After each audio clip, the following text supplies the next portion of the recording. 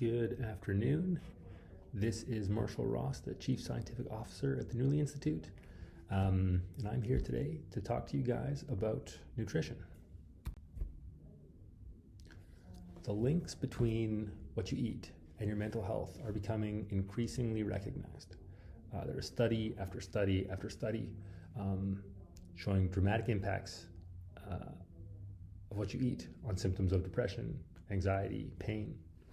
In fact, this field is developing so quickly, there's actually a new academic discipline called nutritional psychiatry. So we are going to pull out the recurrent themes that show up in the nutritional psychiatry literature to inform you guys about how your diet can have a substantial impact on your mental health. The first concept I want to review is this concept of the microbiome. The microbiome is the organ that you never knew existed. Essentially, what the microbiome is it is a constellation of all the bacteria that live in your intestines, particularly all the bacteria low down in your digestive tract, in your large intestine. All these bacteria together, the microbiome, weighs about 5 pounds and produces a huge amount, about 95% of your body's serotonin. So it's hormonally active, like other organs. Now, what you eat changes your microbiome. Unlike, your adrenal glands, what you eat doesn't really change what your adrenal gland's doing. But what you eat directly impacts your microbiome. So if you eat healthier foods, you can nourish your microbiome. You can promote the growth of good bacteria. Whereas if you eat unhealthy foods, particularly processed foods, foods high in sugar, you'll end up getting an overgrowth of unhealthy bacteria.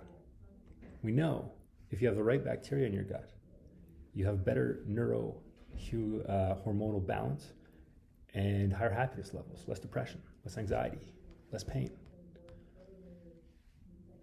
So, focusing on nourishing our microbiome makes a big difference over time. The one thing to recognize is that these changes, they don't happen overnight. So if you start eating a healthier diet, more fiber, less refined sugar, the changes aren't instant. It takes time for your microbiome to change and adapt. It takes time for healthy bacteria to grow. It takes time for those unhealthy bacteria to go away. But we know small steps over time, small changes in your diet, small increases in healthier eating will make an enormous difference to your happiness levels over time.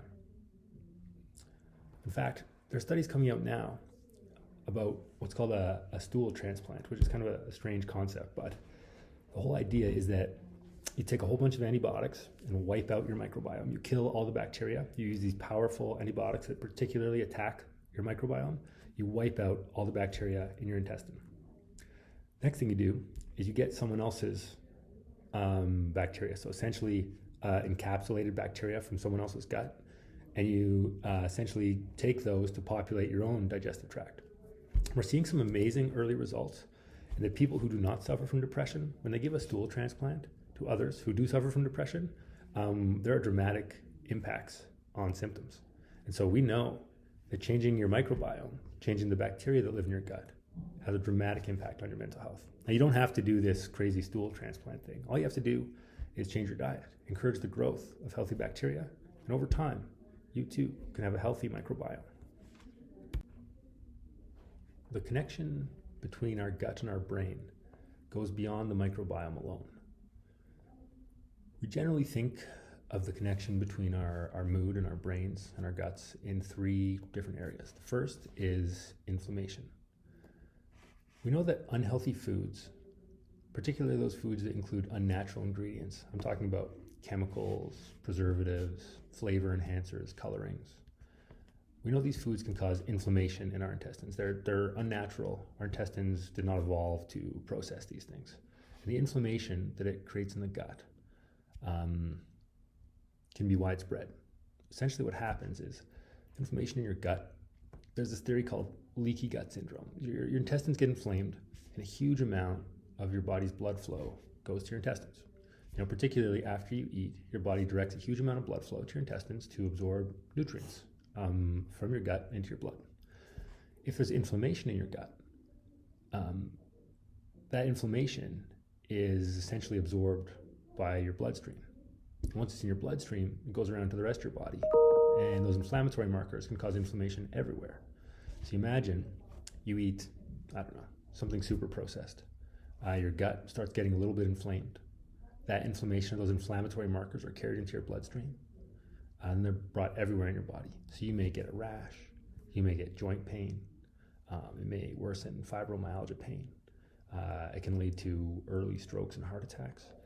We know inflammation is a common linking factor between mental health and chronic pain, and we know what you eat directly impacts the amount of inflammation that your body experiences. So eating healthy foods will reduce inflammation in the gut, reduce inflammation throughout the body. The next connection is through the vagus nerve. If you've taken the breathing course in optimization, you may remember that the vagus nerve connects the panic center in our brain to other parts of our body. So it connects the panic center to our heart, to our diaphragm, and to our intestines. You know, you ever hear that people get so scared they poo their pants? That's why. It's because of that direct connection. You know, fortunately, the panic signals or the rest and digest signals, either way, that go from our brain to our body, also can go from our body to our brain. The connections go both ways. So we can use this to our advantage by having a happy gut, you know, intestines that are not inflamed. We can send direct signals from our stomach, not our stomach, but our intestines, our abdomen, to our brain to help calm our nervous system, to help us remain in control, to help prevent that panic, that fight and flight. Finally, the last connection between our gut and our brain comes through neurohormones. So as I mentioned before, the microbiome produces about 95% of your body's serotonin. It also produces dopamine, norepinephrine, produces small amounts of other chemicals as well. So we know these neurohormones have a major impact on your mental health, your mood, symptoms of depression, anxiety. And by having the right balance of bacteria in our gut, we can become more neurohormonally in balance as well. So that's the theory. You know, those are the three ways that our diet has a direct impact on our brain. It's through inflammation throughout our body, that direct connection with the vagus nerve, and finally, through neurohormones.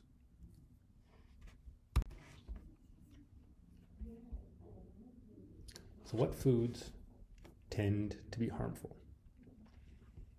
Well, refined sugar is the first one that we should talk about. Now, sugar is delicious. Let's not kid ourselves.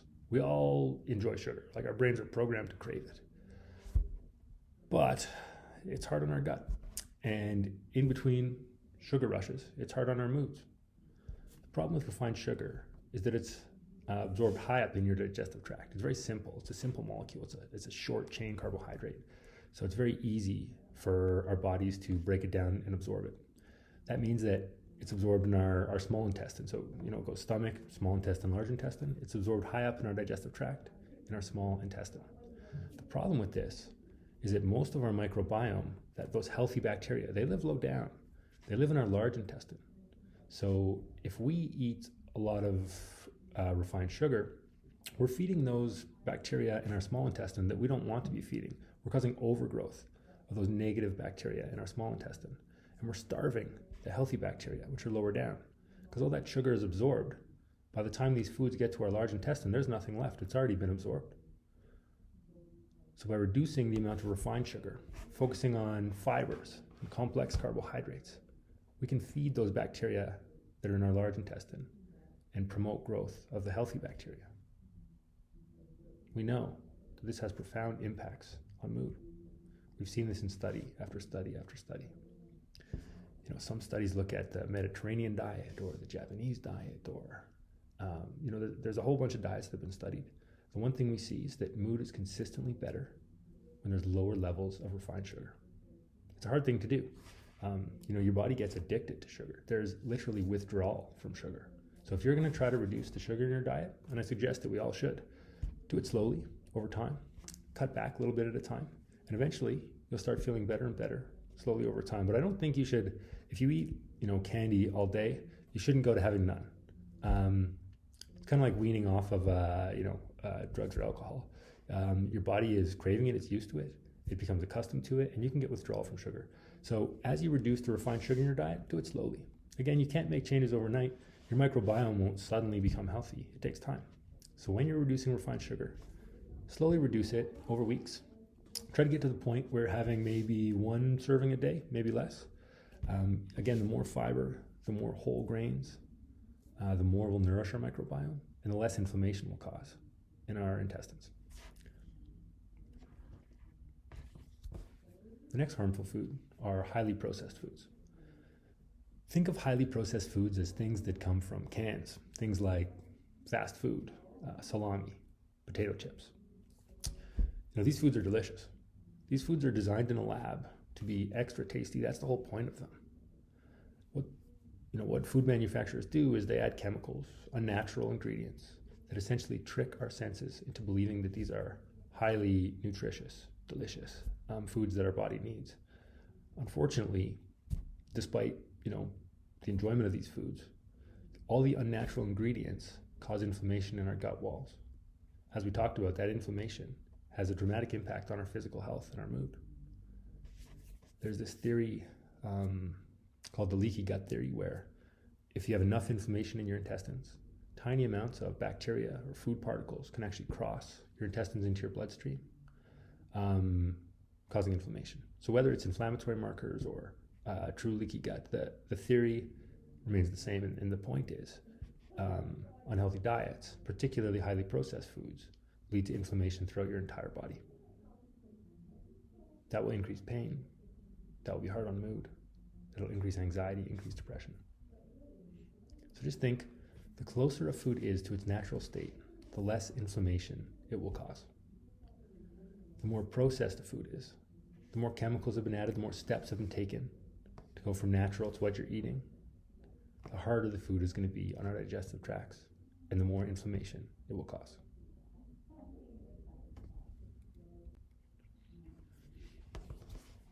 So what's good for the microbiome? Fiber, fruits, vegetables, lean meats. What I want you to do now is take a minute and think of some examples of healthy foods that you could easily incorporate into your diet, i.e. some simple things that you could start eating tomorrow that you would enjoy to help you implement change. I'll give you a minute to do this exercise.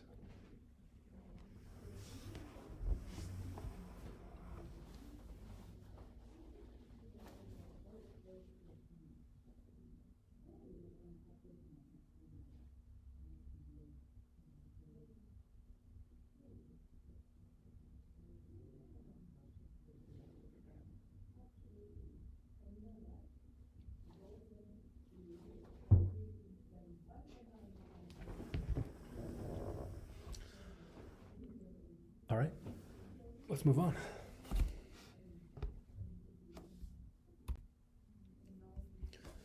So the first step to eating healthy is having the right food around. When you go to the grocery store, try to stick to the edge of the grocery store. You think about when you walk in, there's the fruits and vegetables around on the outside, there's seeds and nuts. Generally there's fresh seafood, chicken, fresh dairy. There's some exceptions, of course. Olive oil is great. It's in the middle of the aisles. Whole, healthy grains tend to be in the aisles. But the rule of thumb should be most of your food should come from the outside of the grocery store. And again, what you're looking for is fewer processed foods, less refined sugar, things that are closer to the way you might find them in nature. So let's do a quick exercise here. What I've listed on the left side of your screen are essentially less healthy foods. What I'd like you to think of is what you might do to replace some of these. And I'm not suggesting that you have to replace all these negative foods immediately. I'm not saying that tomorrow you can never eat those foods again, because of course you can. But if you start making simple substitutions, one step at a time, eventually you'll come to enjoy the substitutions. And actually start to crave those more so than the less healthy options. So what I'll do is I'll give you a minute look at the screen and try to think of what you might replace each food with. So I'll do the first one with you. Instead of butter or margarine, you'd be better off with olive oil. So go ahead, take a minute and work your way through the remaining foods there. All right, go ahead.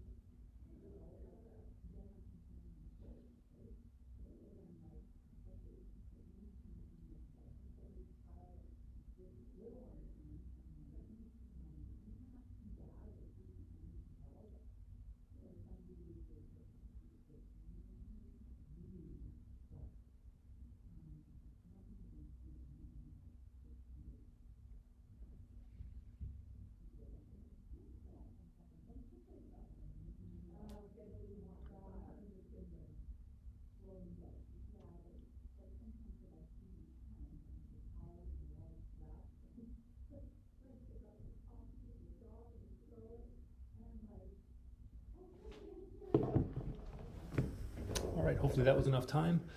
I'll show you my answers. There's no really right or wrong answers. I'll just show you what I came up with. So yeah, instead of butter, maybe try olive oil, particularly when you're cooking. Instead of white bread or pasta, try whole grain bread, whole grain pasta. Get anything that's brown. Those whole grains are harder for your body to break down. So I'll move down to your large intestine and feed your microbiome. Instead of fried chicken wings, maybe go for a grilled chicken breast. Instead of salami or sausage, maybe go for fish, or maybe go for a steak. Now the problem with salami or sausage is that it's got a lot of chemicals in there to preserve it. So all the nitrates in a salami is not very good for you. You know, a fresh sausage, quite good, quite healthy.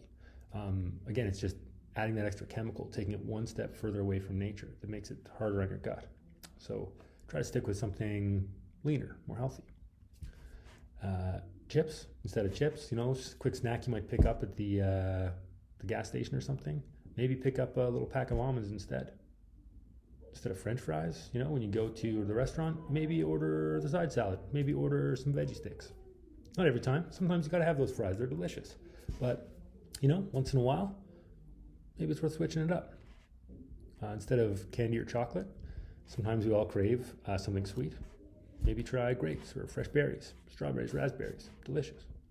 Instead of ice cream, maybe try yogurt with honey. Maybe try frozen yogurt. There's still a fair bit of sugar in it, but it's a step in the right direction. We're not trying to be perfect. We're just trying to move a step in the right direction. And along those lines, you know, one thing to consider when you're trying to make dietary changes is that we all have a certain amount of motivation. You know, we can't totally give up pleasurable experiences in life, nor should we. When we're trying to make changes, think of yourself as having like a bucket worth of motivation. Every time you say no to that treat, and say you push away the candy and instead you have something else, that takes a little bit of your motivation. You know, we all only have so much. So pick and choose what you're going to do, where you're going to do it. You know, if you decide I'm going to go to the gym today, that takes, you know, it takes some motivation to do that.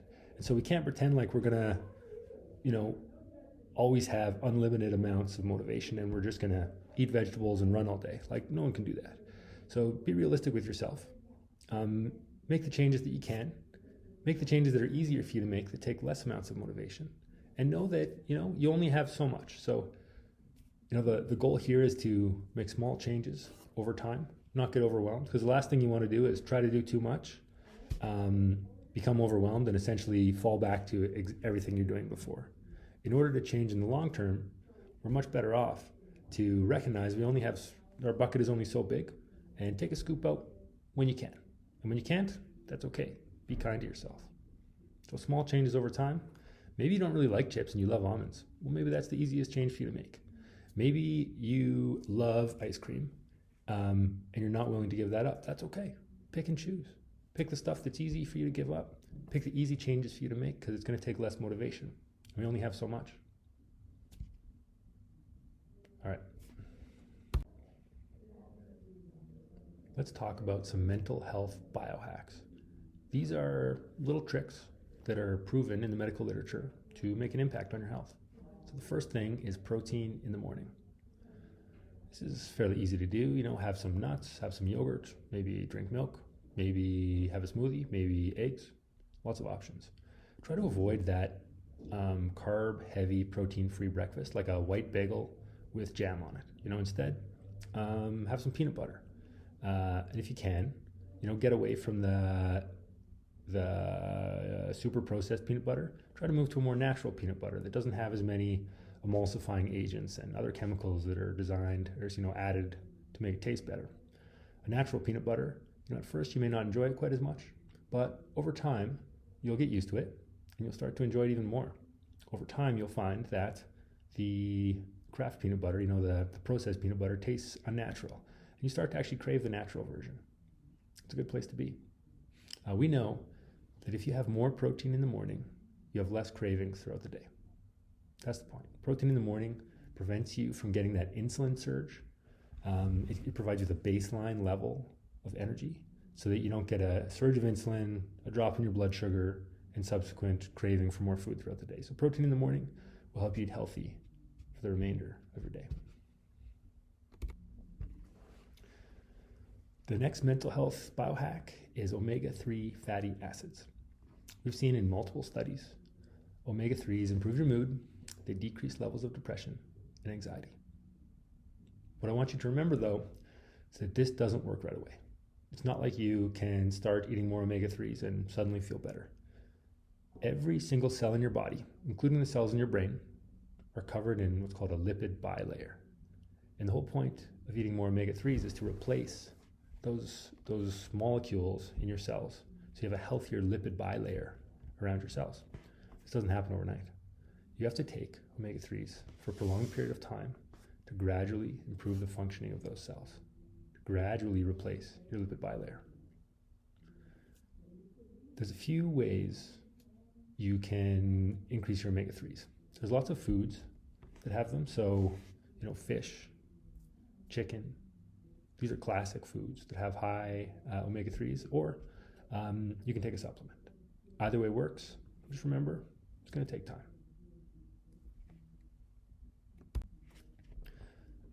The next mental health biohack is curcumin. This is an extract from turmeric. There are about 10 studies on the effects of curcumin for pain and about 2 really well done studies on curcumin for depression, and it works. As a medical doctor, an emergency physician, I'm a little bit skeptical of supplements in general.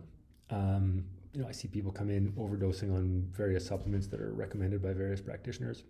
So I'm a little bit skeptical, but when I dive into the literature, when I look at the science, when I look at the facts, curcumin actually works. It has science behind it. It will reduce symptoms of anxiety, depression, and chronic pain. It has almost no side effects. You can buy this at health food stores and even some grocery stores.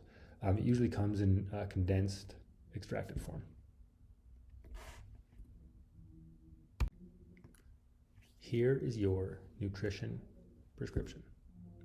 Make one choice each day that nourishes your microbiome and fuels your brain.